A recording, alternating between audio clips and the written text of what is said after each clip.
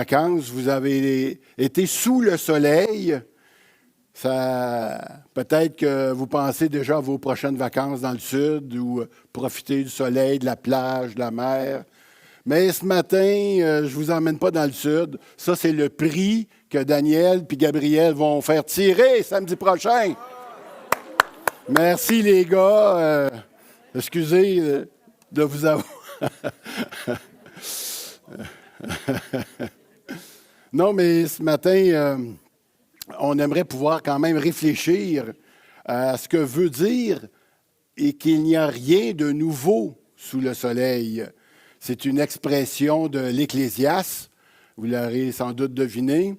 Ça veut dire tout simplement vivre sur la terre. Et ça, c'est peut-être moins réjouissant d'une certaine manière à certaines occasions et puis peut-être même décourageant par certains moments. Quand on parle de l'Ecclésiaste en hébreu, c'est Qoéleth ou encore le sage. On pense que c'est Salomon qui a écrit le livre parce que c'est un des fils de David, mais son nom n'est pas mentionné dans le livre comme tel.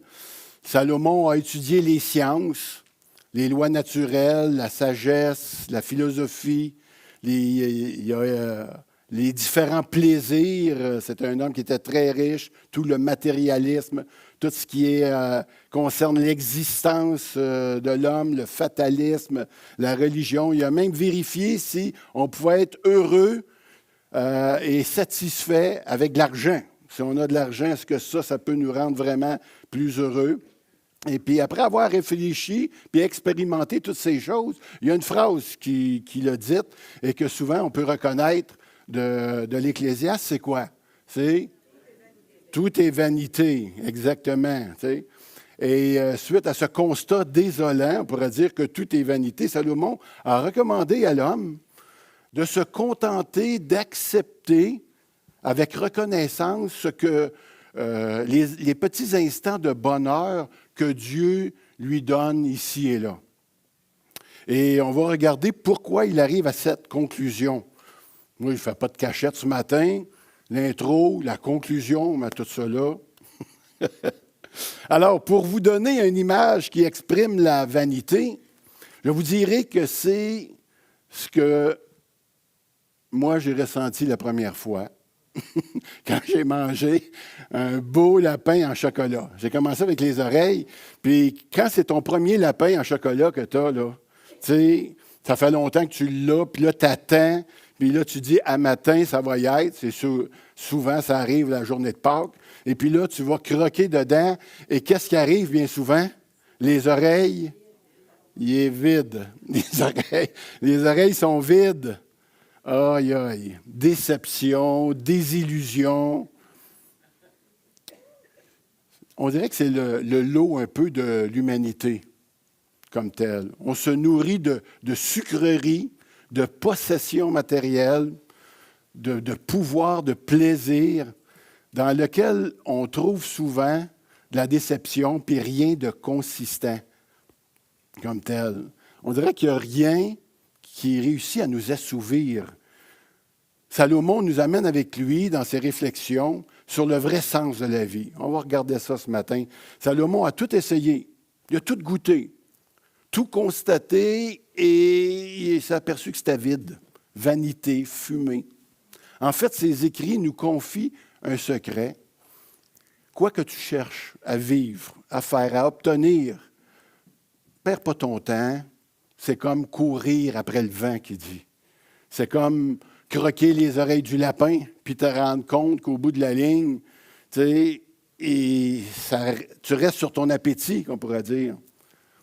Tout est vanité en dehors d'une chose, on va se le dire tout de suite, comme ça va être réglé, c'est de connaître le Seigneur. Amen. Vous savez, la Samaritaine, quand le Seigneur l'a rencontrée, elle est en train de puiser de l'eau dans son puits, puis le Seigneur lui a dit, cette eau-là que tu puises, tu vas toujours en avoir besoin, ça va toujours tu vas toujours avoir soif avec ça, mais moi, l'eau que je t'offre, c'est une eau qui t'enlève la soif. Ça, c'est bon de penser à ça pour quelqu'un qui a des problèmes avec la consommation d'alcool, entre autres. Tu sais, une eau qui nous enlève la soif. Et non seulement, elle devient aussi une source d'eau vive, jusque dans la vie éternelle. On voit ça dans Jean 4, 14. Et à la fin de sa réflexion et expérience, la conclusion de l'Ecclésiaste, on s'en va directement à la fin du livre, dans Ecclésiaste 12 et versets 13 et 14, « Mon amour ». Crains Dieu et respecte ses commandements. Car c'est ce qu'on doit faire, c'est ce que doit faire tout homme. En effet, Dieu amènera toute œuvre en jugement. Et ce jugement portera sur tout ce qui est caché, que ce soit bon ou mauvais. Donc, on a la conclusion d'Ecclésiaste, après toutes ces recherches.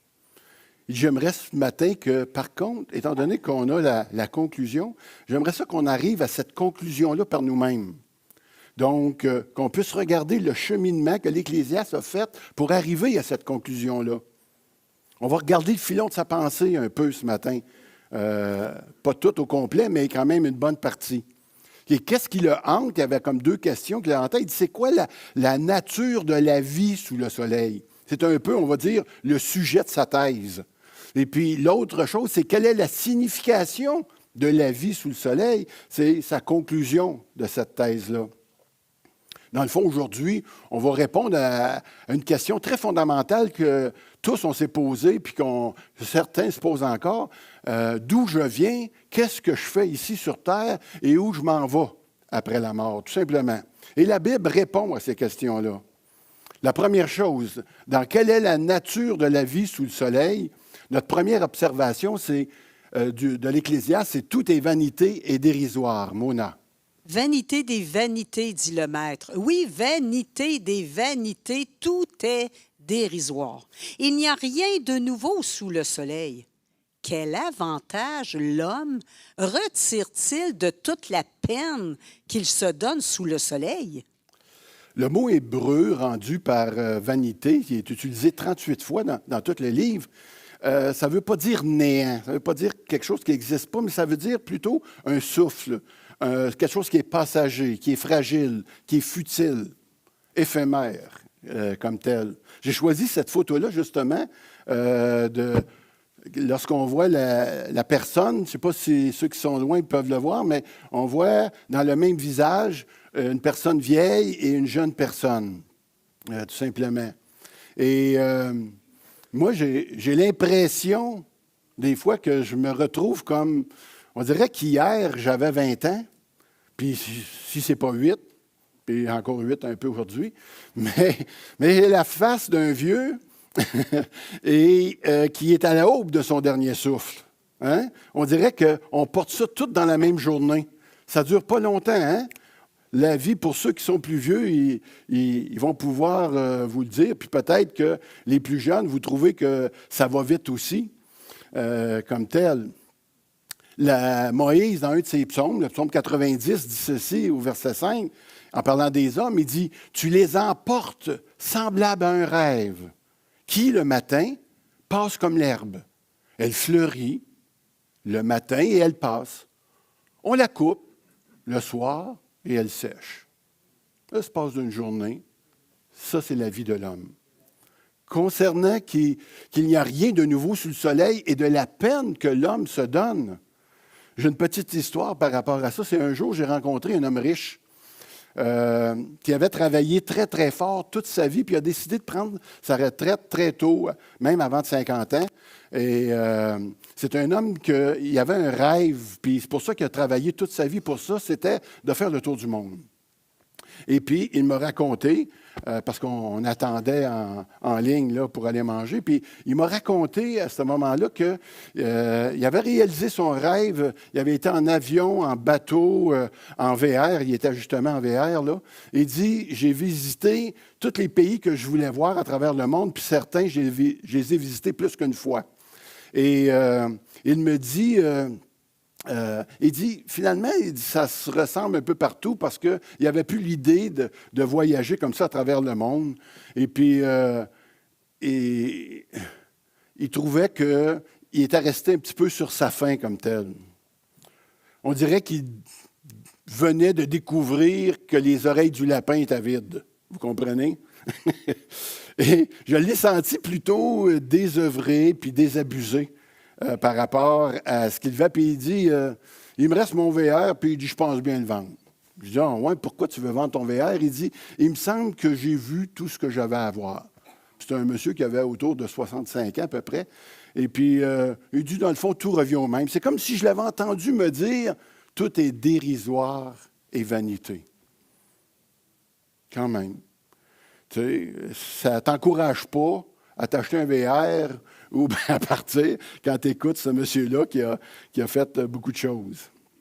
La deuxième observation de l'Ecclésiaste, c'est quelle est la nature de la vie sous le soleil, c'est que nous vivons dans un monde injuste, Mona. J'ai vu tout cela au cours de mon existence dérisoire. Ici, un juste périt à cause de sa droiture. Là, un méchant prolonge ses jours par sa perversité. Saviez-vous que d'après l'ONU, la traite des êtres humains, j'ai resté vraiment surpris d'entendre ça, ça génère 32 milliards de chiffre d'affaires par année. L'industrie du sexe, elle, c'est 50 milliards par an. J'espère que vous ne mettez pas votre argent là-dedans. Il y a 25 000 personnes par jour, soit une personne toutes les 4 secondes qui meurt suite imputable à la faim, à la privation de soins de santé et aux violences basées sur le genre qui affectent surtout les femmes. On parle de 9 millions de personnes qui seraient encore en vie présentement s'ils avaient été vaccinés, par exemple. Mais comme ils n'ont pas l'argent pour tout cela, naturellement, eh bien, ils finissent par mourir. On dit que les gens les plus riches de la Terre, il n'y en a pas tant que ça, possèdent 83 % de toute la richesse mondiale. Notre monde souffre d'injustice. Je pense que vous l'avez sans doute déjà observé, vous aussi. Les fidèles souffrent et les méchants prospèrent. Nous sommes des êtres de justice, puis on réagit fortement devant l'injustice. On n'a qu'à penser à un enfant qui peut être fauché et mourir suite à un chauffeur qui a repris sa vie, un chauffeur ivre. Une adolescente peut être sauvagement agressée et violée, et ça aussi, on trouve qu'il y a des grandes injustices, puis ça vient nous chercher au plus profond de nous-mêmes. Un homme qui travaille dur toute sa vie peut gagner beaucoup moins que la personne qui travaille beaucoup moins que lui, puis gagner des millions aussi. Hein? D'autres travaillent au noir, même de façon immorale, et puis ils s'enrichissent. On peut se poser des questions. Pourquoi tant d'injustice, d'inégalité dans ce monde? Pourquoi le mal frappe les bonnes personnes? Et on pourrait aussi se dire pourquoi le bonheur peut arriver à des personnes plus méchantes. C'est ça que le sage a vu. Il dit, il constate qu'il y a une vanité qui arrive sur la terre, c'est qu'il y a des justes auxquels il arrive des choses qui devraient arriver seulement qu'aux méchants, et à des méchants qui arrivent des choses qui devraient arriver juste aux bonnes personnes. Et là, à partir de là, il tire une conclusion. La voici. C'est pourquoi j'ai fait l'éloge de la joie. Puisqu'il n'y a rien d'autre de bon pour l'homme sous le soleil que de manger, de boire et de se réjouir, et que c'est là ce qui l'accompagne au milieu de son dur labeur, auquel il se livre pendant les jours que Dieu lui accorde de vivre sous le soleil. Devant l'injustice, c'est la conclusion qu'il arrive. La réflexion de la plupart des hommes qui vivent sous le soleil, ils se disent, bien, mangeons et buvons, réjouissons-nous, car demain nous mourrons. Paul a dit la même chose en amenant un élément un élément important. Lui, il dit, s'il n'y a pas de résurrection des morts, mangeons et buvons, car demain nous mourrons, dans 1 Corinthiens 15, verset 32. Si tu crois qu'il n'y a pas de Dieu, qu'il n'y a pas de résurrection des morts, la seule chose qui te reste, bien, c'est de jouir du moment présent. Parce que la vie est trop courte. Hein? On entend ça souvent, c'est une expression normale. La vie est courte, puis il faut en profiter pendant que ça passe. Pour une personne qui ne croit pas en Dieu, il n'y a pas autre chose que la vie présente. Mais par contre, elle est obligée d'étouffer une vérité, selon la parole de Dieu, et pour ignorer les évidences qu'il y a à travers la création de Dieu. Et là-dessus, j'aimerais qu'on puisse lire ensemble avec Mona Romains de 1 à 24, je pense. Mona? Du haut du ciel, Dieu manifeste sa colère contre les hommes qui ne l'honorent pas et ne respectent pas sa volonté. Il étouffe ainsi malhonnêtement la vérité. En effet, ce qu'on peut connaître de Dieu est clair pour eux, Dieu lui-même le leur ayant fait connaître. Car depuis la création du monde, les perfections invisibles de Dieu, sa puissance éternelle et sa divinité se voient dans ses œuvres quand on y réfléchit. Ils n'ont donc aucune excuse, car alors qu'ils connaissent Dieu, ils ont refusé de lui rendre l'honneur qu'on le doit à Dieu et de lui exprimer leur reconnaissance.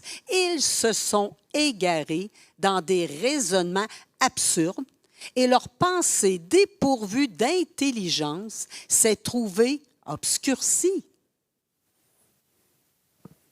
Tu peux continuer, Mona? Ils se prétendent intelligents, mais ils sont devenus fous. Ainsi, au lieu d'adorer le Dieu immortel et glorieux, ils adorent des idoles, images d'hommes mortels, d'oiseaux, de quadrupèdes ou de reptiles. C'est pourquoi Dieu les a abandonnés aux passions de leur cœur, qui les portent à des pratiques dégradantes, de sorte qu'ils ont avili leur propre corps. Juste qu'on lit ça sans qu'on rentre là, dans tout ce passage-là, on peut voir que la colère de Dieu, c'est un thème qui est très présent dans l'Épître aux Romains. C'est ce que Dieu ressent par rapport au péché. Le salut consiste à être délivré justement de cette colère-là. La mort de Christ sur la croix, ce qu'elle a fait, c'est qu'elle a rendu, elle n'a pas rendu plutôt Dieu plus indulgent envers le péché de l'homme.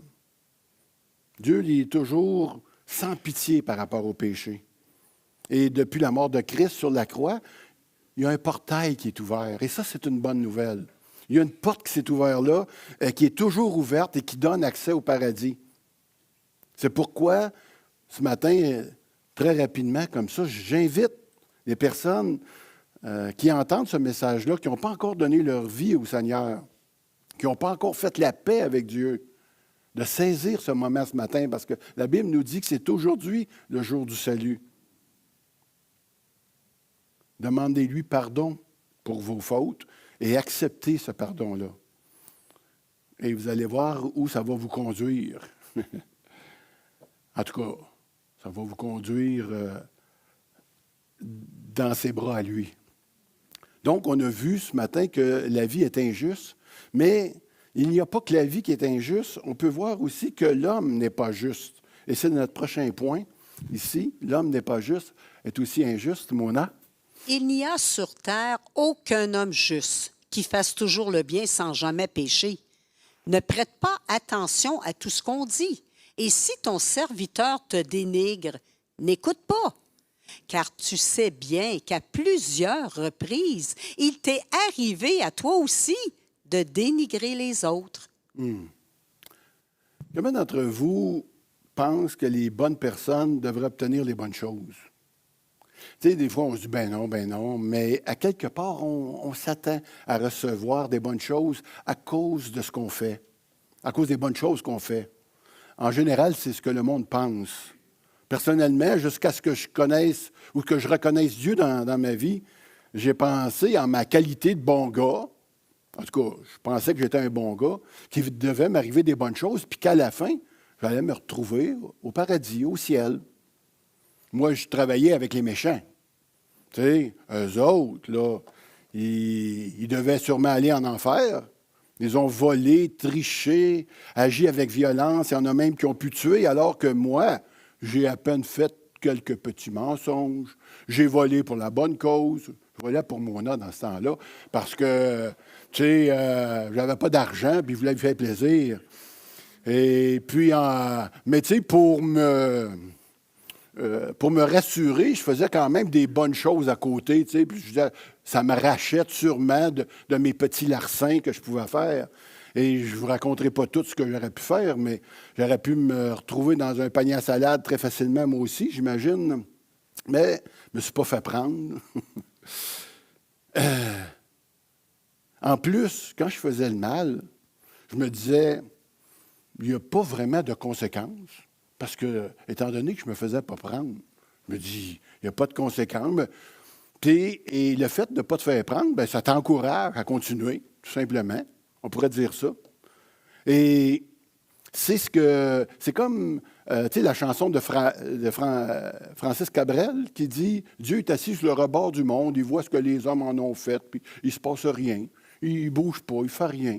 Tu sais, les méchants ne sont pas punis, puis les bons lui arrivent des malheurs. Tu regardes tout ça. » Mais il y a l'Ecclésiaste qui dit ceci aussi.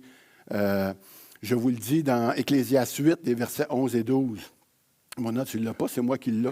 Parce qu'une sentence contre de mauvaises actions n'est pas rapidement appliquée, le cœur des humains se remplit de désir de faire le mal.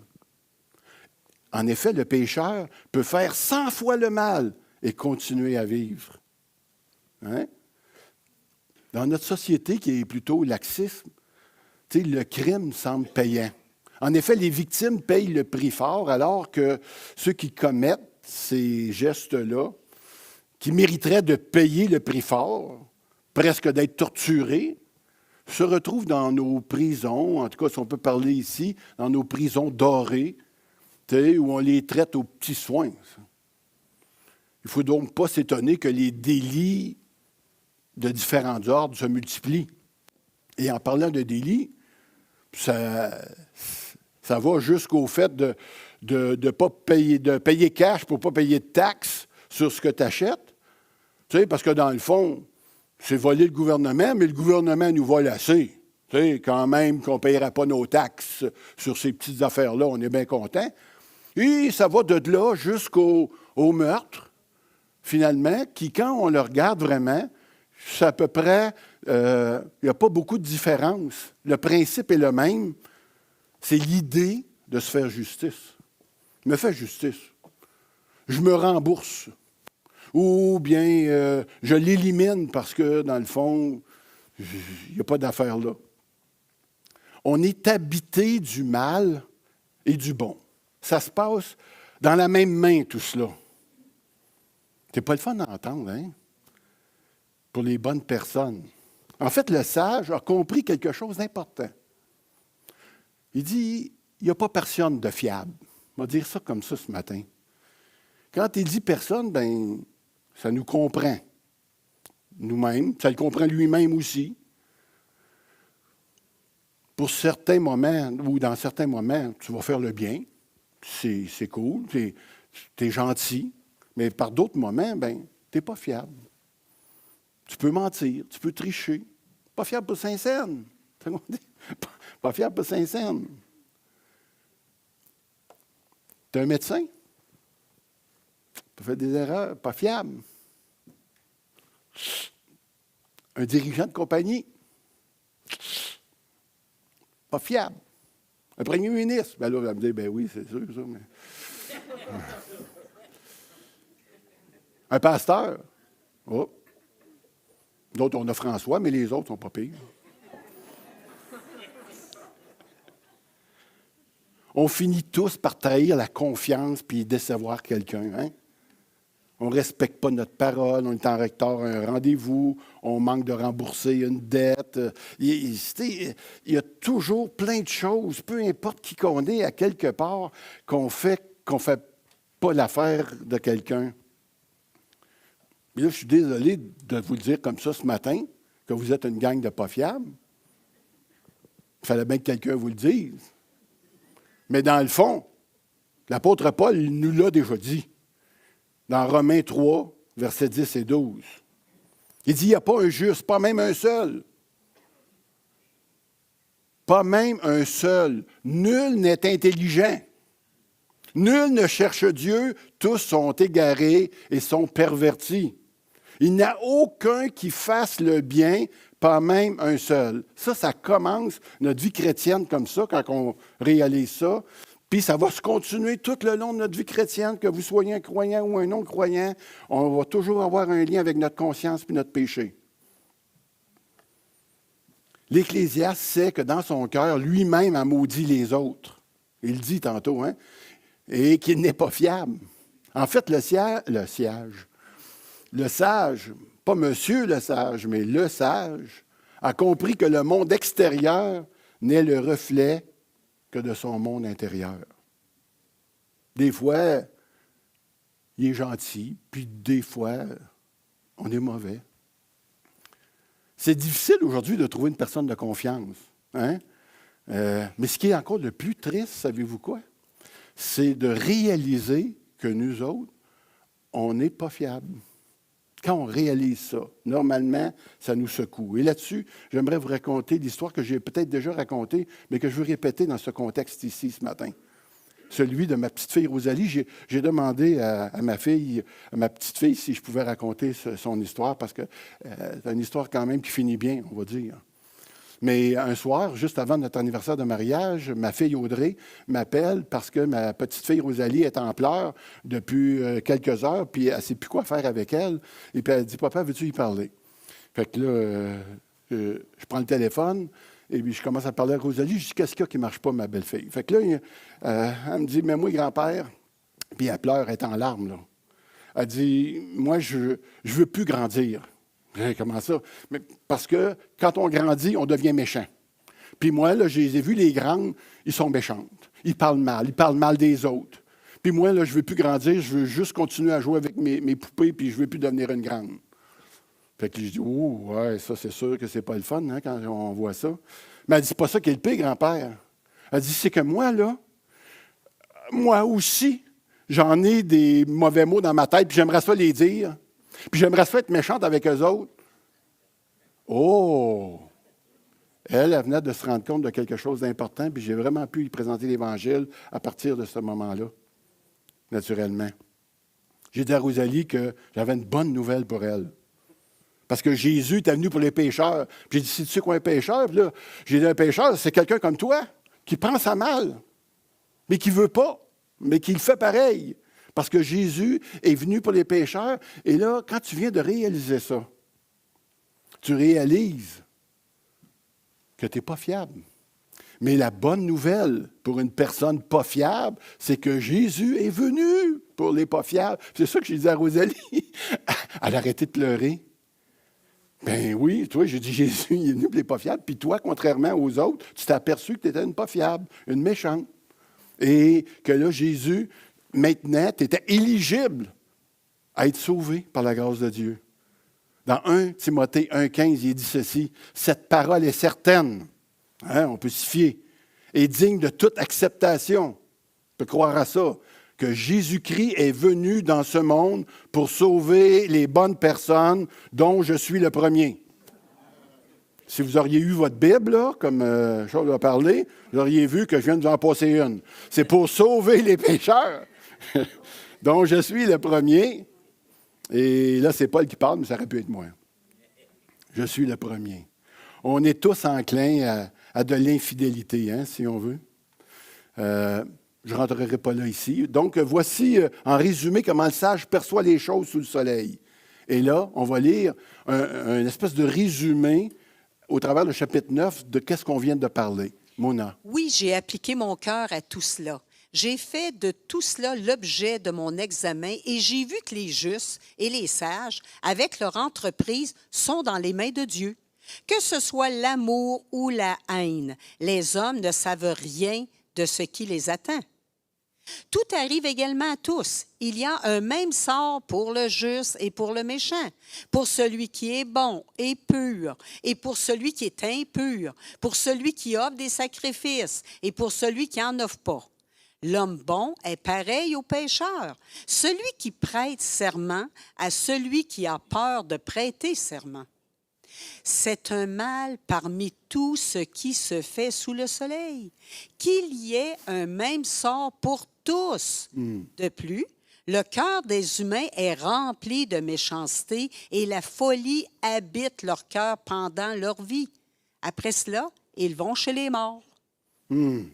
Non seulement l'homme sous le soleil ne comprend pas les voies de Dieu, mais il n'est pas maître de sa destinée. Vous l'avez sans doute déjà remarqué, parce qu'il est sujet à la volonté de Dieu. Tu peux faire des projets, mais ils vont se réaliser dans la mesure que Dieu veut bien en décider ainsi. Dieu est souverain sur nos vies. Personne ne sait que l'avenir lui réserve, sinon une chose, c'est qu'on va tous mourir. Que tu sois une personne moralement bonne, exercée à la piété, une personne de justice, on pourrait dire, rien ne t'assure un meilleur sort que le méchant. La meilleure conduite n'est pas un sauf-conduit pour éviter le malheur. OK, sur la route, là, tu peux peut-être rouler à la limite pour ne pas avoir de contravention, mais il peut t'arriver toutes sortes de choses pareilles.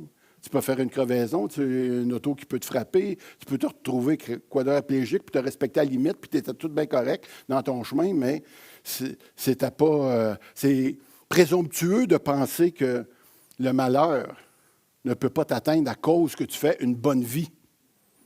Le décès de notre frère Serge Quintal, par exemple, en réfléchissant, je me suis aperçu qu'est-ce qui m'avait fâché de ça ou qui était venu me chercher plus qu'un autre, c'est parce que ce gars-là, il était actif, il roulait sa bosse, puis il semblait être dans une bonne disposition de serviteur de Dieu. Et puis il est parti comme ça. Puis ça nous attend à chacun d'entre nous, peu importe l'âge qu'on a, hein, on le sait. La vie selon Forrest Gump, c'est quoi lui? Sa philosophie, il dit la vie, c'est comme une boîte de chocolat. Tu ne sais jamais sur lequel tu vas tomber. C'est comme une gigantesque loterie qui détermine nos circonstances. Puis quand le rideau tombe, paf, c'est, comme on dit, c'est la mort. Et là, tout est supprimé. Voici le résumé du premier point. Le deuxième point va aller rapidement. Quelle est la nature de la vie sous le soleil? Nous avons vu que la vie est courte, injuste, que l'humain est rempli de méchanceté, que la folie habite notre cœur et finalement que toute est vanité et futile. Il n'y a pas de résurrection. S'il n'y a pas de résurrection après la mort, il ne reste en fait rien que de manger, de boire, de se réjouir de la vie avant de retourner en poussière. C'est cela, la vie naturelle de l'homme sans Dieu. Est-ce que l'homme peut trouver la paix avec une philosophie comme celle-là? Mais il y a un cri profond à l'intérieur de chaque homme que Dieu a mis. Et c'est celui-ci. Oui, vas-y, Mona. Examine seulement ce que j'ai trouvé. Dieu a fait les êtres humains droits, mais eux, ils ont cherché beaucoup de détours. On a été créés par Dieu pour la gloire de Dieu. Mais pour vrai, le péché est tellement ancré dans notre être qu'on ne se rend même plus compte à quel point il domine notre façon de voir, notre façon de penser, de réfléchir. On est de nature insatisfaite et la raison est simple, parce que Dieu a créé un vide ou quelque chose à l'intérieur de chaque homme. Il ne sera jamais satisfait sans avoir comblé ce vide-là. Il a mis en nous la pensée de l'éternité. Mona. J'ai vu quelle occupation Dieu réserve aux humains. Il fait toutes choses belles au moment voulu. Il a mis dans leur cœur la pensée de l'éternité. Même si l'homme ne peut pas comprendre l'œuvre que Dieu accomplit du début à la fin. Donc, Dieu a inscrit dans le cœur de l'homme cette pensée de l'éternité. Il nous a créés pour qu'on puisse le connaître, pour qu'on puisse vivre dans sa présence. C'est aussi pourquoi il n'y a rien dans ce monde qui peut nous satisfaire. On a été créés à l'image de Dieu pour Dieu. Et nous sommes condamnés à vivre une insatisfaction en dehors de lui. Aussi longtemps qu'on ne rétablira pas, qu'on n'établira pas une communion avec lui, et ça, que vous soyez chrétien ou non croyant, si vous n'êtes pas en mesure d'établir une communion avec lui, on va toujours chercher ailleurs ce que lui veut nous donner. C'est à l'âge de 30 ans que j'ai découvert ça. J'avais un travail que j'aimais beaucoup. Je vivais dans une belle grande maison que j'avais fait construire. Je vivais avec une femme merveilleuse. C'est toujours le cas. J'avais 2 merveilleux enfants. Et un jour, je me suis surpris Après avoir eu tout ça, à vouloir une plus grande maison. Mais non, j'en ai devant une très belle. Je ne comprenais pas. Mais où ça m'a le plus découragé, c'est que je me suis surpris moi-même à commencer à regarder les autres femmes. Puis là, je me suis dit, ben non, moi, je ne peux pas, moi, j'ai la plus belle de toutes. J'ai la plus gracieuse, la plus merveilleuse. Puis mon regard était quand même porté vers les autres. Et ça, j'ai été choqué contre moi-même de réaliser ça. J'avais tout ce qu'un homme peut désirer dans la vie, selon moi. Mais je n'étais pas encore satisfait. C'est impossible. Et c'est là que j'ai constaté que mon cœur était insatiable et que je n'arrivais pas vraiment à le satisfaire. Je n'arriverai jamais. Ça a été l'élément important qui m'a poussé dans les bras de Dieu. J'ai pris conscience de ce vide intérieur-là, de mon état de pécheur. Et je sais que beaucoup de personnes ont fait les mêmes démarches que moi lorsqu'ils se sont aperçus de cela. Rien au monde, à part Dieu, peut calmer ce sentiment de vide qui habite l'homme. On peut tenter de refouler cette pensée-là, mais il n'y a rien pour la supprimer, elle va demeurer.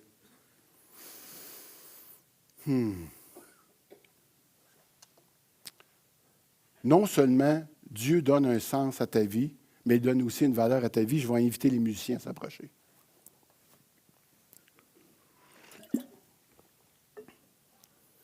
Oui, le livre de ta vie est écrit ici, ainsi que ta destinée, c'est-à-dire le moment de ta mort. La volonté de Dieu, c'est que tu le connaisses personnellement et que tu réalises comment il t'a aimé et la valeur que tu représentes pour lui. Ce matin, j'aimerais te dire que tu as une très, très grande valeur aux yeux de Dieu. Laisse-moi te le démontrer. J'ai quelque chose ici. J'ai un billet de 20 $. Ça, c'est mes dépenses pour la semaine. Et ce billet-là, il a coûté 25 sous à faire. Donc, à peu près. Peut-être, dans ce que j'ai lu, il coûtait 20 sous, mais d'après moi, il coûte un peu plus cher aujourd'hui, peut-être 25 sous. Mais qu'est-ce qui donne la valeur de 20 $ à ce billet-là? Et non le 25 sous qu'il a coûté à faire. Tu dis, hey, il a coûté 25 sous, je te donne 25 sous de moi. Non, il dit, c'est la Banque du Canada. C'est la banque qui l'a fabriqué, qui a décrété ce qu'il vaut vraiment. Tu peux apporter n'importe quel billet, tu pourras essayer d'en imiter un. Si la Banque du Canada ne met pas son sceau là-dessus, bien, ça va valoir juste le prix que ça t'a coûté pour le fabriquer. Mais il ne vaudra jamais 20 $. Ce qui lui donne son identité, ce qui lui donne sa valeur, c'est la Banque du Canada. Tout simplement. C'est de la même façon. Ici, mes frères et sœurs, que Dieu, c'est lui qui t'a fabriqué. C'est lui qui a mis une valeur sur ta vie. Sans Dieu, pour définir ta vie, elle perd tout son sens, toute sa valeur. Notre vie prend son sens parce que Dieu lui a établi une valeur. Et quelle est cette valeur? Il a établi cette valeur-là par le sang de son propre Fils. Il a dit, ça vaut la peine que j'envoie mon Fils à la croix, payer pour tes péchés. Et ça, c'est la valeur de ta vie. Tu peux bien établir ta propre valeur avec tes propres actions, les bonnes choses que tu as faites, tes réussites, les pauvres que tu as nourris, toutes les bonnes choses que tu peux faire dans la vie, mais Dieu lui donne de la valeur à ce qu'il a fait pour toi et non ce que tu as fait pour lui. Donc, ce qui va donner du sens à ta vie, c'est que tu reconnaisses ta vraie valeur, c'est-à-dire le prix qui a été payé pour toi à la croix, la vie de son Fils à la croix. Dieu nous dit, t'as tant aimé, il a aimé son Fils, qu'il l'a donné à toi pour que tu crois en lui, tu échappes à la perdition et que tu aies la vie éternelle. Amen? Amen.